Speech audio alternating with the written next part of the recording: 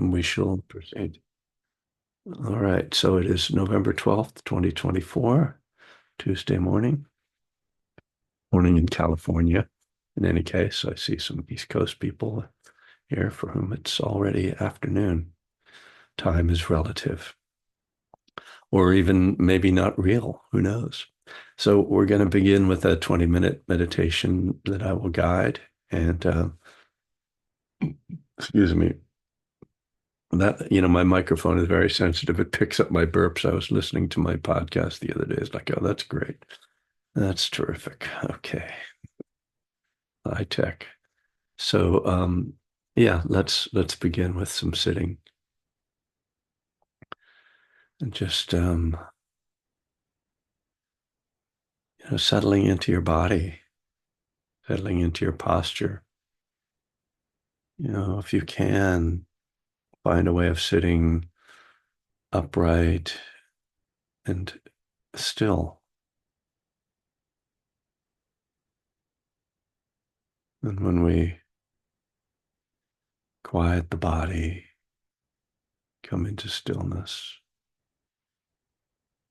and it's natural to see that the breath is still moving. So maybe to just feel your body in stillness and in movement.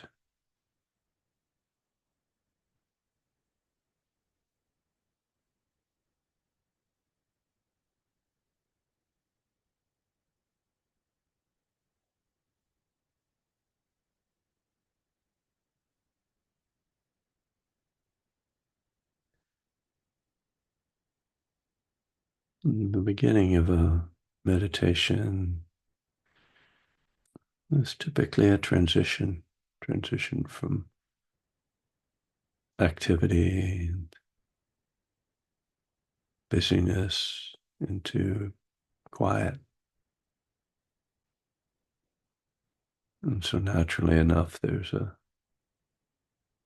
carry-on effect of the busyness. So we don't expect to just come into some deep serenity immediately. So just to let that energy gradually dissipate as you bring the mind to rest on the breath.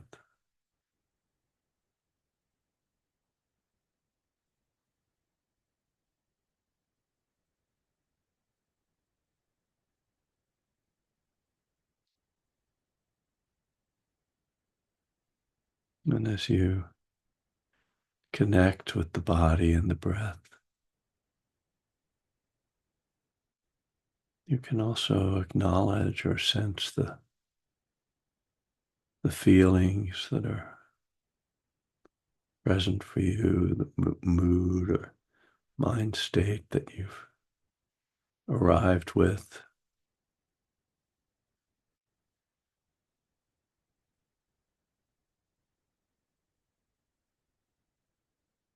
It can help to lengthen the breath a little bit, just a couple of longer breaths, longer exhalations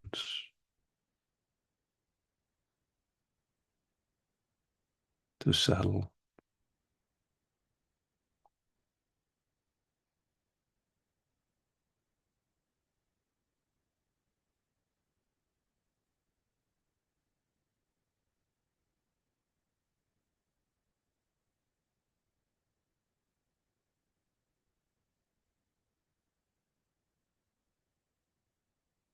And as we work with the breath,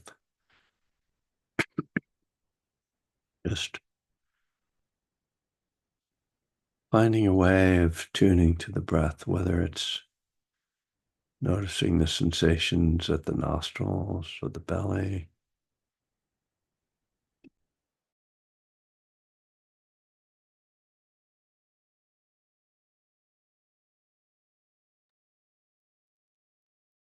or feeling more the general movement of the breath through the body. or contained in the larger experience of the body. And you might find that this attention to the breath also changes, that perhaps experience it more openly, and then as just general movement, and maybe your attention gets more refined and you're feeling the very particular sensations. It's just one version of what might happen. The idea being not to get hung up with an idea of what's right or wrong about mindful breathing.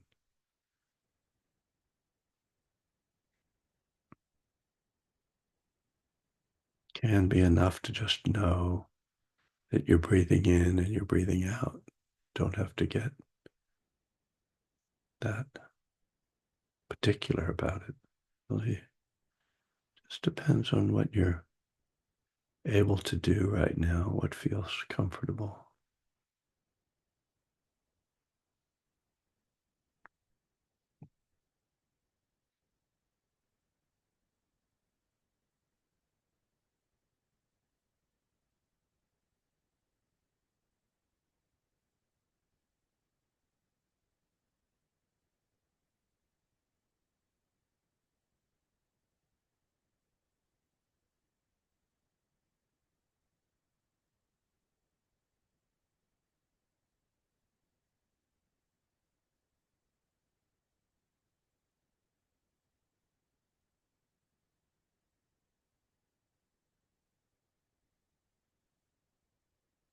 And naturally enough, thoughts will arise, thoughts may capture your attention.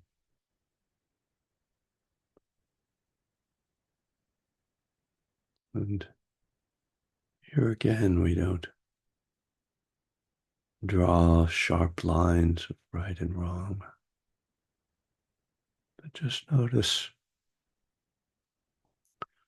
when you can that you're captured by thinking, and come back to the breath.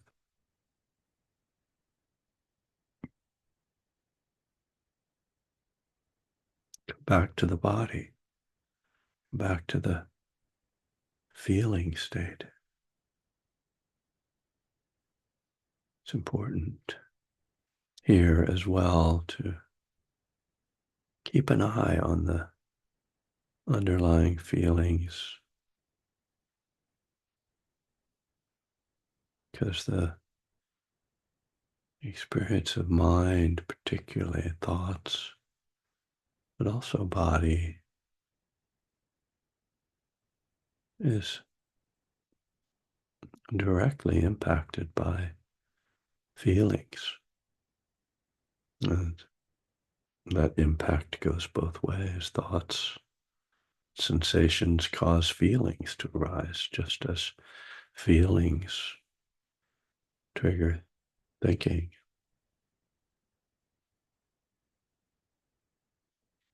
We may start with a raw feeling, just an unpleasant, pleasant state that then expands into more of an emotion or sets us off in a pattern of thoughts. So this is the ride that we're on.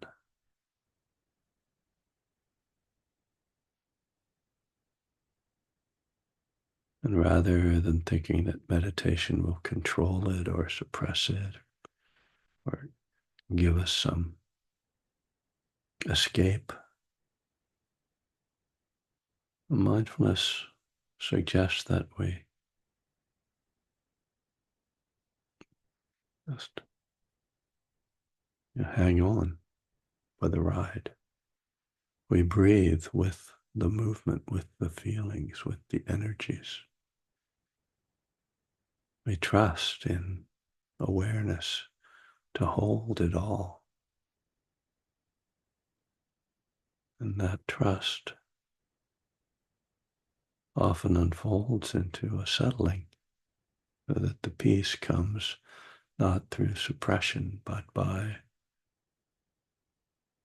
allowing, by accepting, by being with, not rejecting.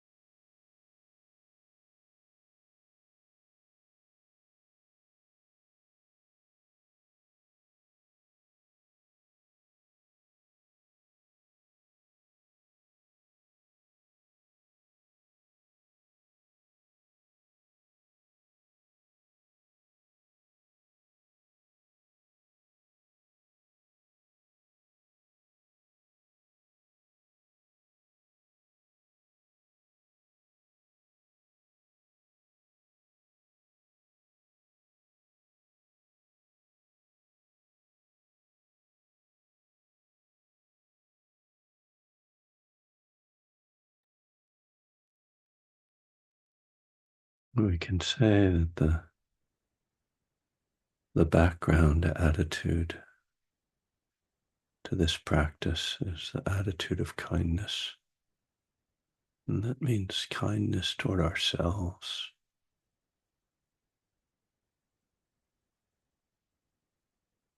So again, not that we're striving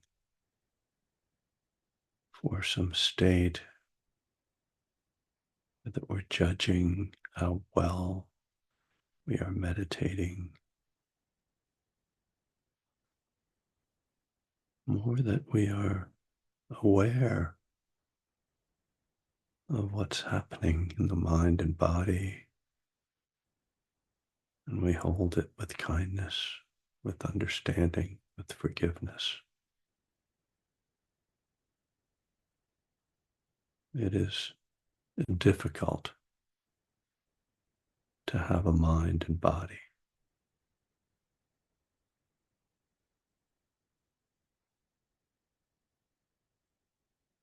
The wise response to that challenge is kindness.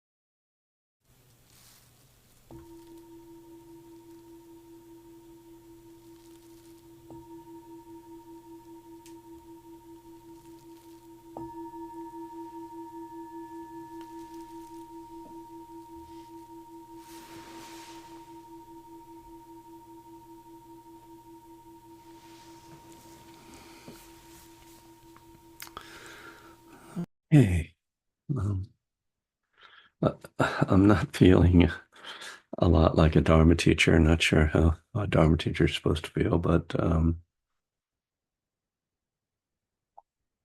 I guess this is my third class since I had my knee surgery, and I can't even remember the first one.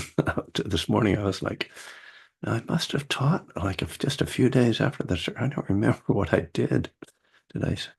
Um, in any case, and it's sort of awkward. I have to kind of set up the table. My leg has moved to move, but so I'll just talk a little bit about this process because I know most of us will at some point go through, if, and I'm sure many of you have already gone through various uh, health problems that are challenging to the mind, and and um, and that's my area of interest, the mind. And so, what's particularly interesting to me is the way extended physical problems, what happens over time. In the beginning, there's a little bit more sort of uh, energy and sort of optimism, like, okay, I'm handling this, I'm being mindful. And then as time goes on and there's persistent pain, there's a gradual kind of wearing down of your persistence and emotionally there's a feeling of frustration and it all the thing that really it comes back to, because I know that what I'm going through is temporary and that it will get better and it will get much, much better. Uh, but it's just so interesting how the mind clings onto the the idea of permanence, and it's and the mind will be like, I can't stand this, or this is so terrible, and because there's a sense like it's never going to go away, and so the whole time relationship to time and just day after day, and kind of like how long will this be, and then the ups and downs just of the physical. So just very interesting, and it's only been in the last few days that I started to be able to um, meditate in a more serious way, where I can sit and really get settled and obviously I have tremendous gratitude for that, and I can feel. And really, over these weeks, that's one thing that's really apparent to me is that my years of applying mindfulness uh, uh, have they have impact that despite the difficult mind states and frustrations, that my mind does also very pretty quickly settle into just being with the states, and there's been a lot of calm and peacefulness, and there's a tremendous need for acceptance that because I like to get things done, and I have managed to get some things done. Yeah, my podcast ready to go, and my audiobook is actually just came out. I should put a link for that in the chat. So I'm being somewhat productive, but I also spend a lot of time just reading my favorite mystery writer, and I'll get into YouTubes of like analyzing pop songs, and things to just pass the time, and to not beat myself up for that, to think like, oh, I should be more productive, I should be more positive, I should be reading a Dharma book, or I should be, whatever. Yeah, like I can't read I have very little energy for reading Dharma, and I'm actually in a class right now as a student. So that's again forcing me to spend a little bit of time. But in these mind states, it's another thing. I just have to accept, just as it's difficult to meditate, that the mind won't really rest in Dharma for long periods of time. So just sharing all that. I have also been like, scheduling things for next year, and if you're on my mailing list, sent out an email yesterday for the first time in quite a while because I was kind of waiting for the audio book to be ready. But I'll be in San Diego in January, and then we have the retreat in late February. So it's good, again, to just have things to look forward to. Um, anyway, I don't mean, want to spend the whole time, you know, talking about me, but I do, I do feel it's my job and it's my responsibility and it's also my commitment, my refuge to whatever is happening in my life, whether it's pleasant or unpleasant or neutral, that I apply the teachings and that I ask myself how I can practice with this. Um, yeah, and just to maybe put a final note on it. All the indications from the physical therapists coming by and nurses and things are that I'm actually way ahead of the game here, that I'm progressing very rapidly and recovering really quickly. It just turns out that I don't like pain. I don't know if anybody else has that problem. Anyway, so I guess, lately I keep coming back to this, uh, the sutta, the simile of the saw. And it's interesting that it's one that, and this particular paragraph, essentially in this sutta, that I just find it's one that I try to recite to myself, and I have a hard time remembering it perfectly, so I keep going back and opening it and reading it, and I think it is applicable to both this moment in history as well as what I've just been talking about. Um,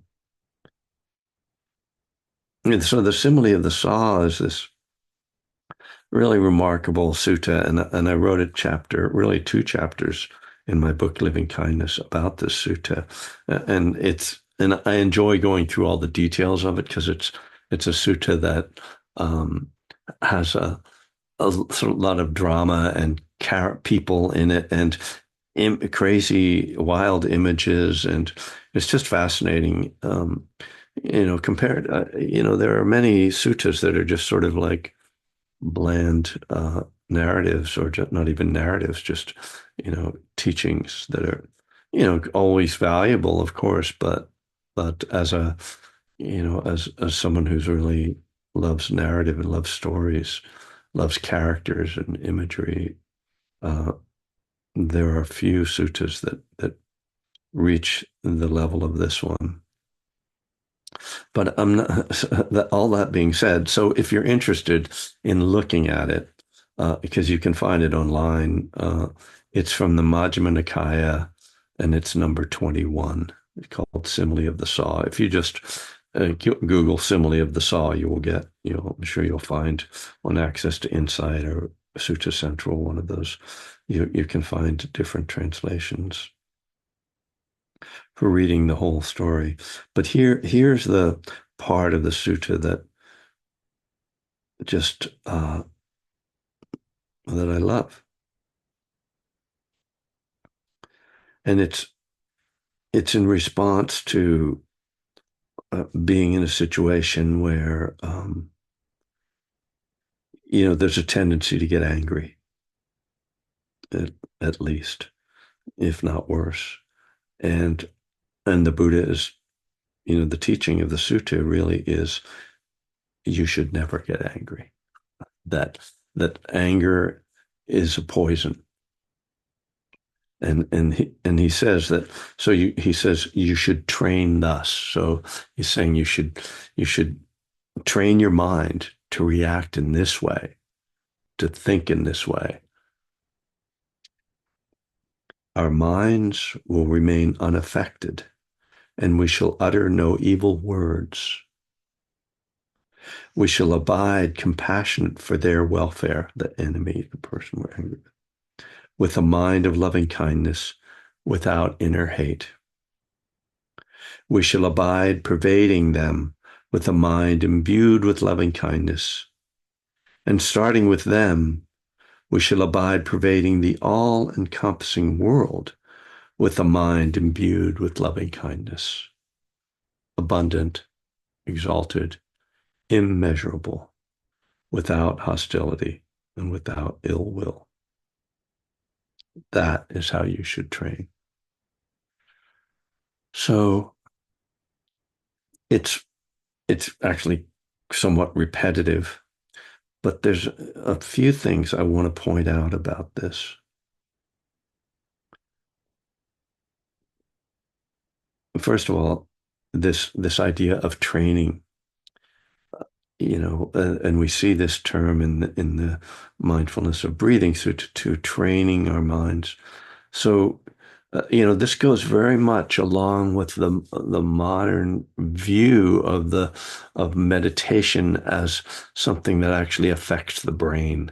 And we know from work, particularly from Rick Hanson's book, the Buddha's Brain, or Buddha's Brain, I guess the isn't in it, Buddha's Brain, I think it's called, that apparently when we keep doing this practice, in other words, when we train ourselves to come back to the breath, to arouse mindfulness, to cultivate loving kindness, when we train our minds to view things through the lens of Dharma rather than through the lens of self, when we keep doing that over and over, that the brain itself changes, that it's not just a sort of thing that's happening in our thinking, but it's actually the structure of the brain changes.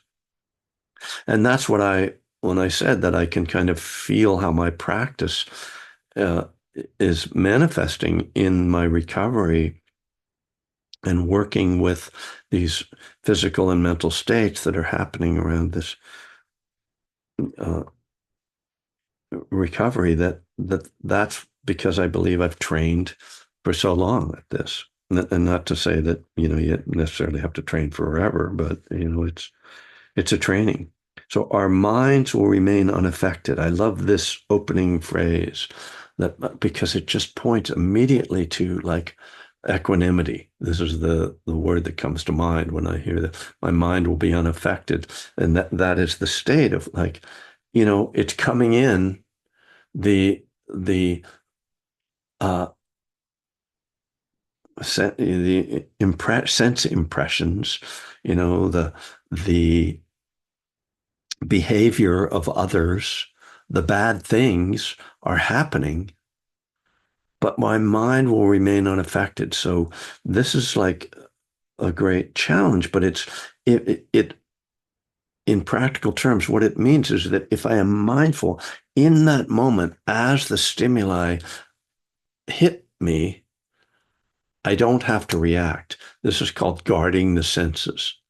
It's like I see you, but I'm not going to go into you. I pick up the paper and then I see things are happening in the world.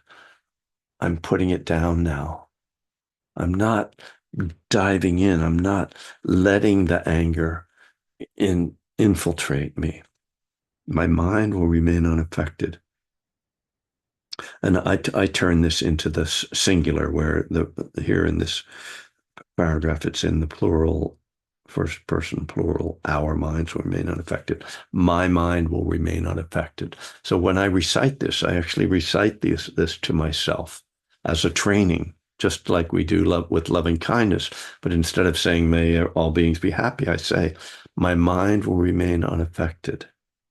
and I shall utter no evil words. Now, I've decided that as a meditation, I add a second phrase here, which is, risky adding words to the Buddha, but I think he would accept this. And so I say, my mind will remain unaffected, and I shall utter no evil words, nor harbor unwholesome thoughts. So, nor harbor unwholesome thoughts. Just my mind will remain unaffected. I shall utter no evil words, nor harbor unwholesome thoughts. So this already, sort of sets me up. The stance of not being caught, not being grabbed. I'm not going to fall into this. And so we can think of this in terms of the kinds of right effort. There's the effort to avoid the unwholesome. This is the first right effort, avoiding the unwholesome. And then he says, I shall abide compassionate for their welfare with a mind of loving kindness, without inner hate. So one of the things that's striking about this, and we see this throughout the suttas, is that the Buddha is playing both sides. When he says, I shall abide compassionate for their welfare, he doesn't just leave us in the positive. He also says without inner hate. So there's this acknowledgement that even when I'm cultivating love and compassion, I need to be careful that the anger and the hatred doesn't slip in.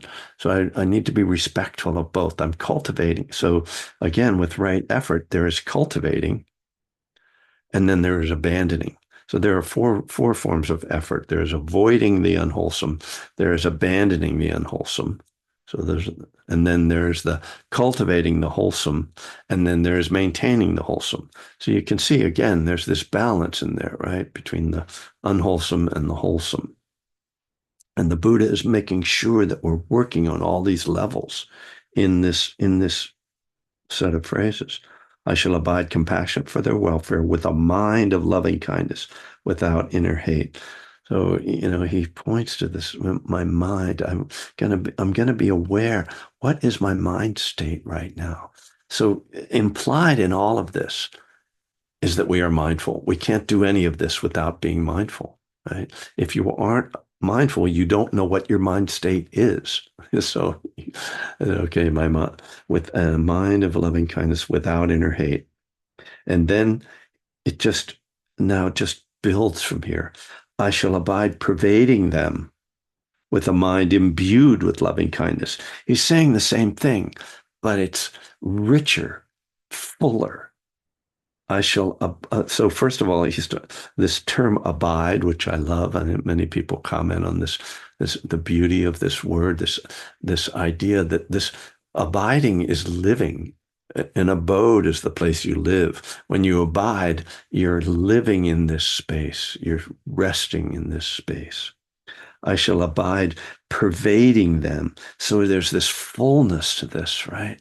It's not just, here's some loving kindness. I'm going to give you a little bit. No, I'm just filling you up, pervading you with a mind imbued with loving kindness. And I have a sense of what the word imbued means, but I looked it up recently, and there is this reference to things being soaked, saturated, and this actually starts to move us towards concentration states. This language is quite similar to how the Buddha talks about the deep concentration states of jhana, to be pervaded, to be imbued. So as I'm doing this and I'm practicing this and I'm reciting these words, I'm really imagining my whole body, because this is not happening in the other. Yes, I'm saying I'm sending it to them, but it's really happening through my own body.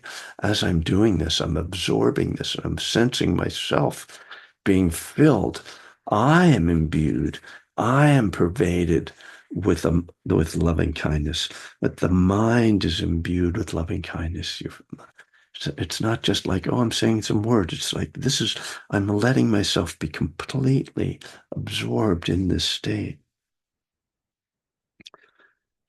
And then the beautiful thing here, I shall abide pervading them, this person I'm, having this problem with, with a mind imbued with loving kindness. And starting with them, I shall abide pervading the all-encompassing world with a mind imbued with loving kindness. So this is, very much how we practice metta, right? When you do the metta practice of starting with yourself and starting with dear ones, but it always ends up being, radiating, as it says in the Metta Sutta, radiating kindness over the entire world, spreading upwards to the skies and downwards to the depths, outwards and unbounded, free from hatred and ill will. So this is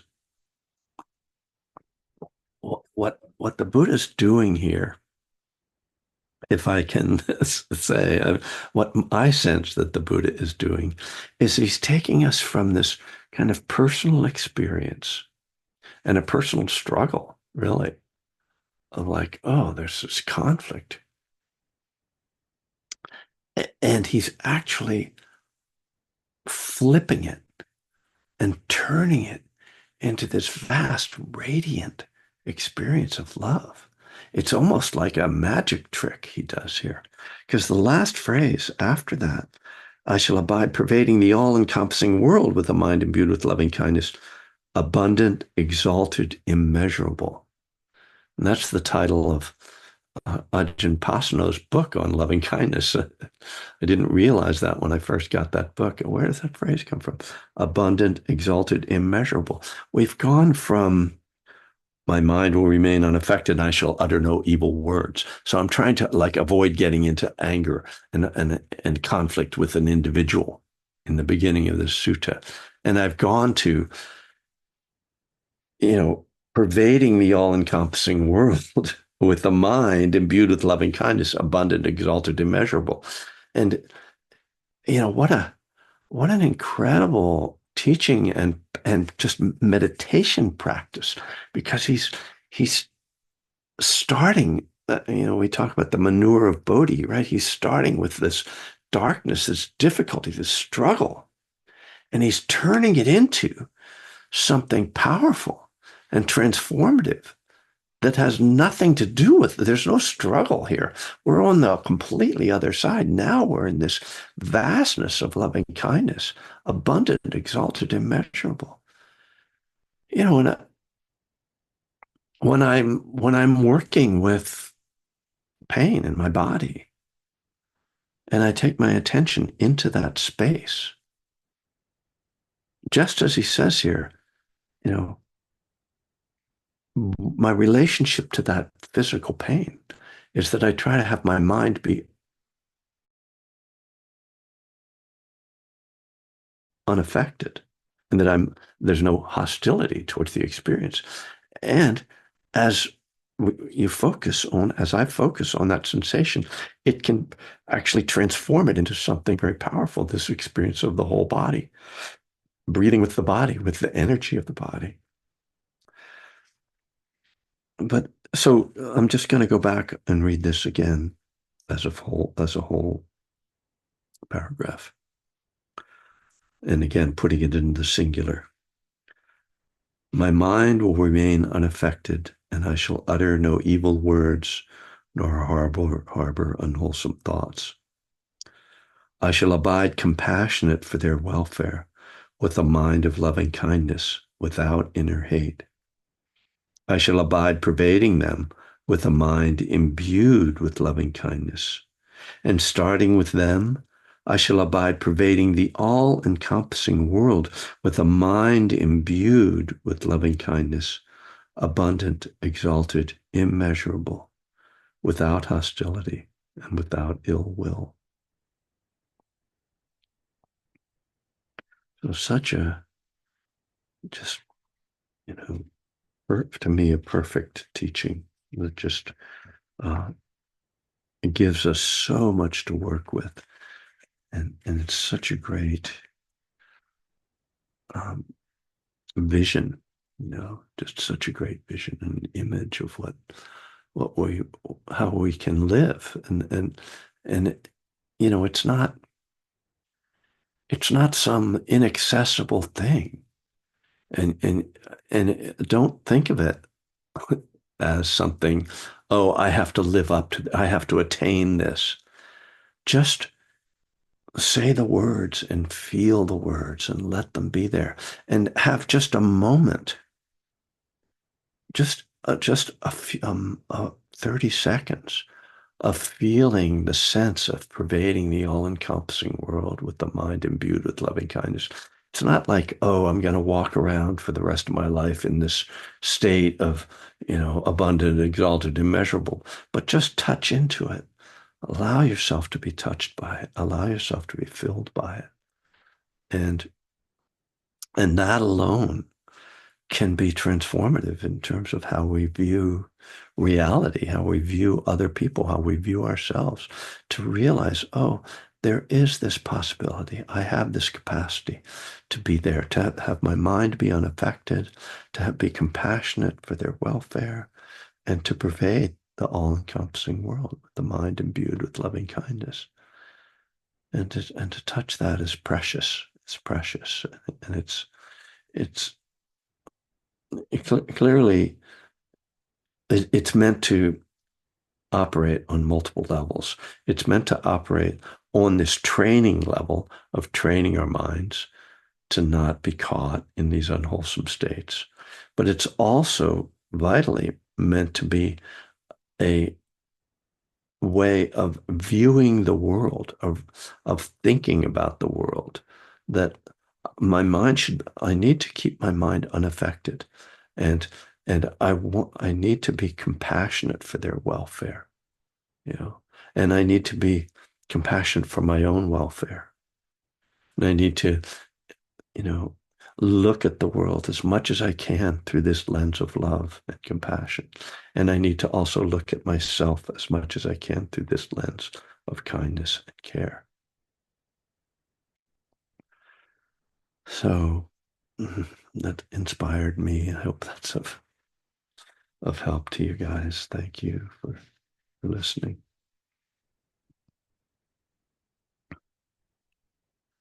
Oh, Tanya, hi.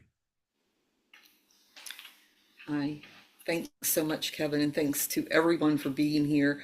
This is exactly the simile that I read last week and this week. Um, Keeping that in mind, I've done Tonglen, and that has really helped me get in touch with a lot of compassion. You know, I feel like half or nearly half of our country is really unhappy and really angry. Yeah. Really, and I'm not talking about the liberal side. I'm talking about people who are so feeling so angry and disenfranchised, whether it's based on fact or fiction, Mhm. that they, have basically been poisoned and Yeah. hypnotized. Yeah.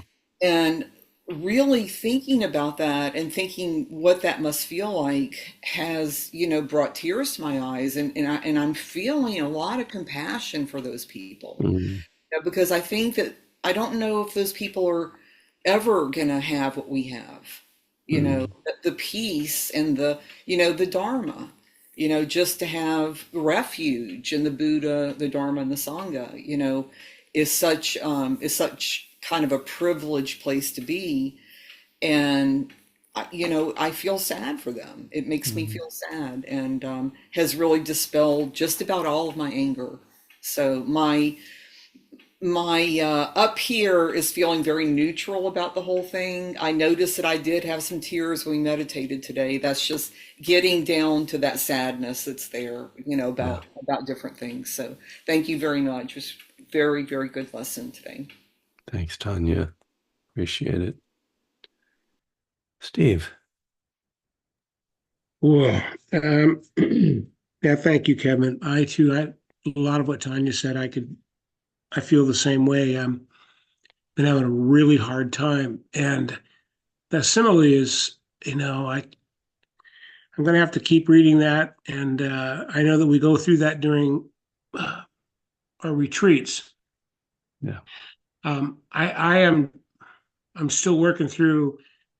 I like the idea of having compassion for the people that are hypnotized. The biggest problem is you were talking about pain. Being a chronic pain patient, it's just been incredible how much my pain has come up on a much deeper level because of the way I feel and the experience I've had.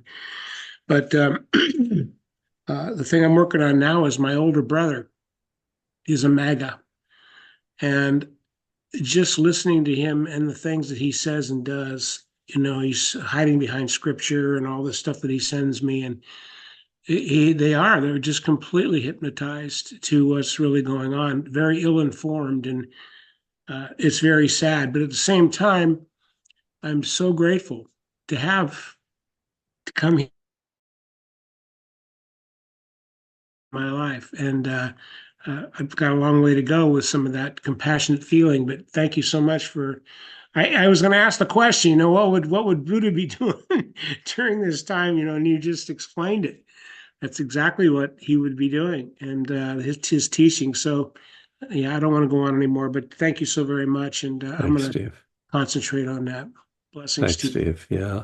But just to say, there's a reason why the Buddha starts this by saying, our minds will remain unaffected, because our minds are so easily affected and hypnotized, or however people fall under propaganda, because we are very susceptible to greed, hatred, and delusion. And actors of bad faith actors, demagogues, and the sort, use that tendency of the human mind to be drawn to greed, hatred, and delusion, and those minds are affected, and and so yeah, it's very clear why that happens, and people, on the one hand, people who have greed know that they can stimulate other people's hatred and make money off it and get power from it. And so, it's not very complicated. It's really the most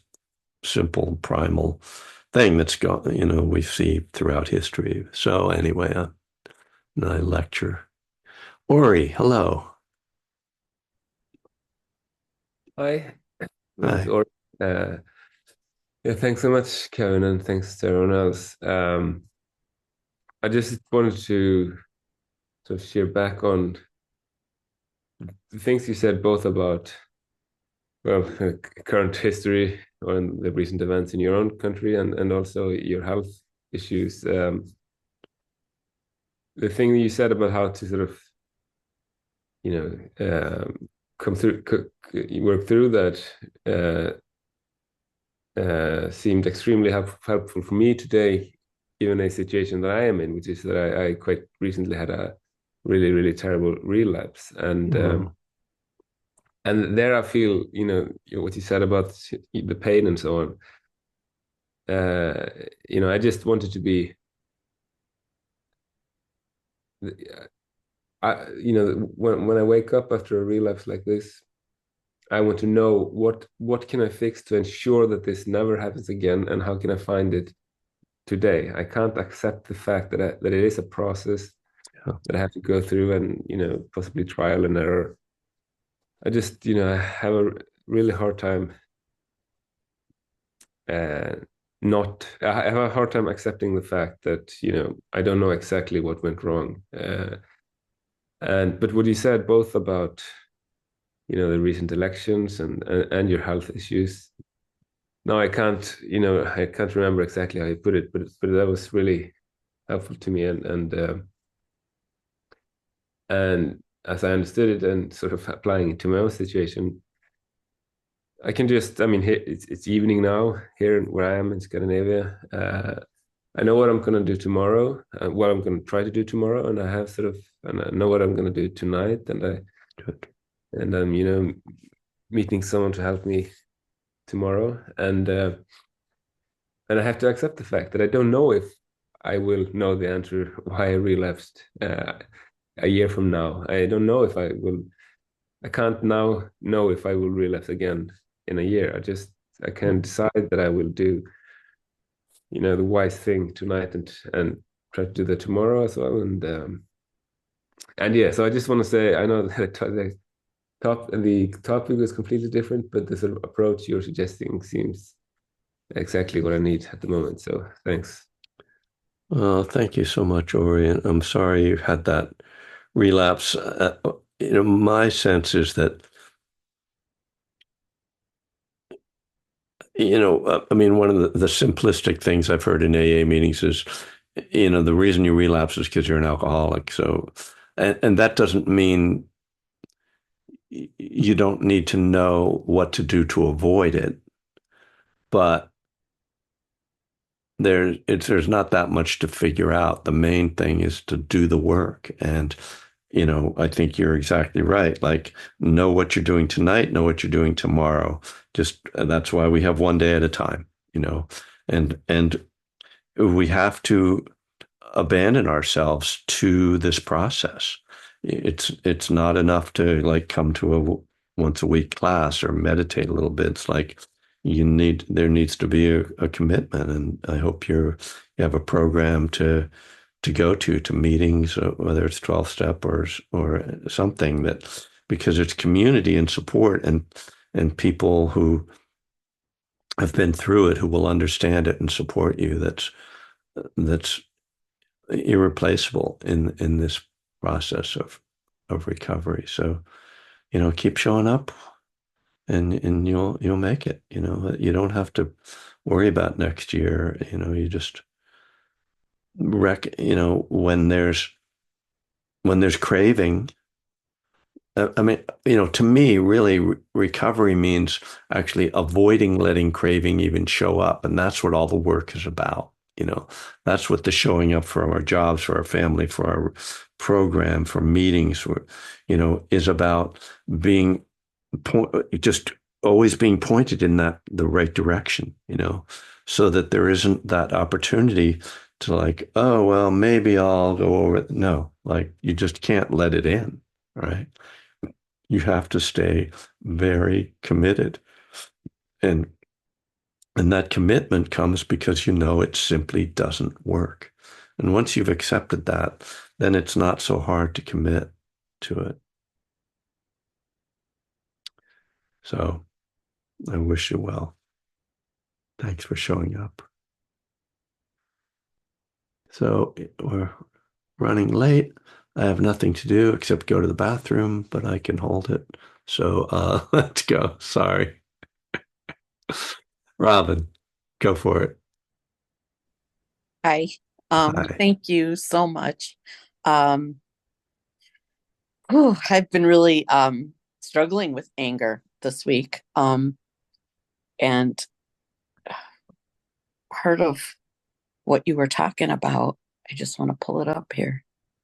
Oh, did I lose it? Hang on. I'm sorry. I know you have to go to the bathroom. That's okay. It's a quote from the big book. It just resentment is the number one offender. It destroys more alcoholics than anything else. Yeah.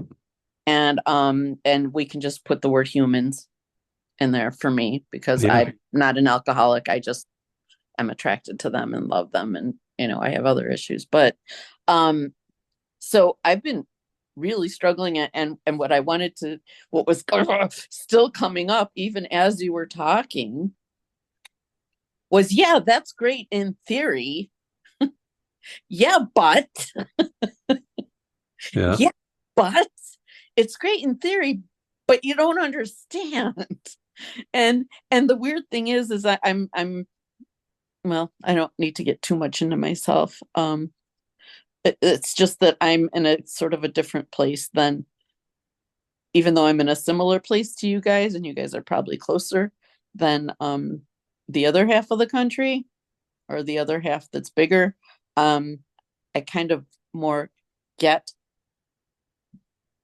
I think that I get why it happened, and I feel like I want to do something about it. And in the past, I have tried and failed because of the way things are, the reality of the way things are, and one person or even a million people can't necessarily change that. So there's so much frustration that I thought was gone, because I thought that the biggest problem, I thought, this is so weird last Monday or Tuesday. This is such a weird feeling, because if the person I want to win wins, I'm concerned about rioting and losing our power. And, that was what I thought the biggest worry was. And then when I saw what actually happened, and even my home state of Illinois, it was close. I get why.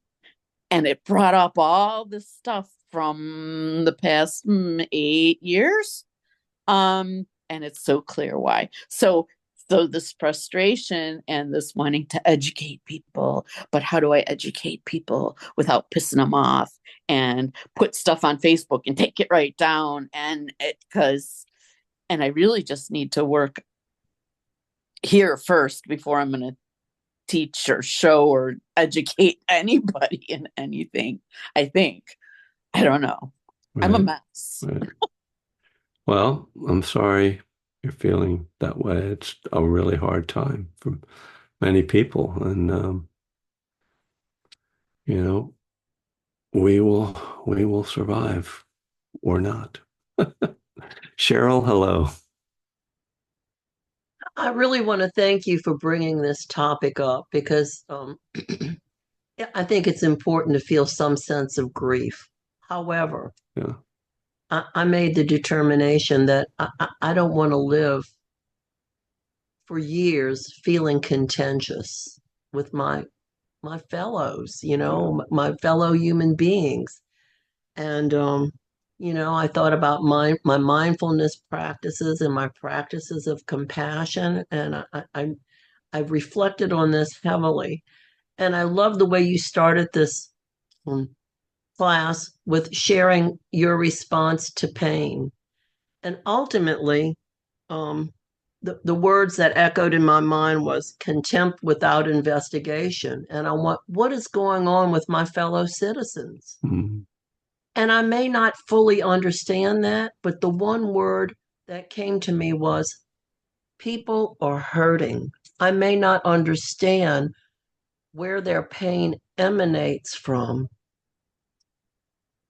And I don't want to be guilty, you alluded to it, of using my practices of compassion and loving kindness to do spiritual bypassing, because I do think at some point we must respond. But in the meantime, I have to be true to my practices and beliefs that keep me balanced. And I want to hold on to the idea of, rather than trying to frantically shove ideas down people's throats, Mm-hmm. to use the process of attraction rather than promotion. Yeah. And that's difficult. That is difficult to do because, the bottom line is I don't know all the answers. I don't know if the person that I would have voted for would have been a good thing in the long run. I suspect they would have, but I really don't know. I really don't know.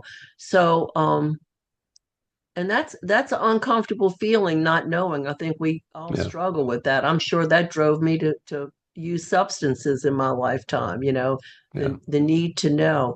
And I don't need to know. All I need to know is that people are hurting, and I want to walk in loving kindness. I need to create balance, and I don't want to spiritually bypass either when the time comes. So I appreciate the Sangha, I appreciate your sharing, and may balance reign. Thank you. Yeah. Thank you. All right. Thank you, everyone, for showing up.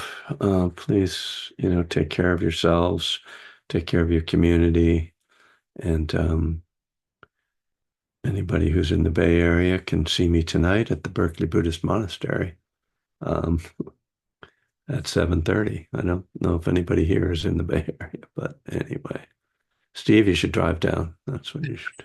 I'll go north. I got to go to Sea Ranch. Okay. I got to go hide. That sounds good. All right. Blessings, everyone. Blessings to Peace. you, my friend. Take Thank care. you. All right. Bye-bye.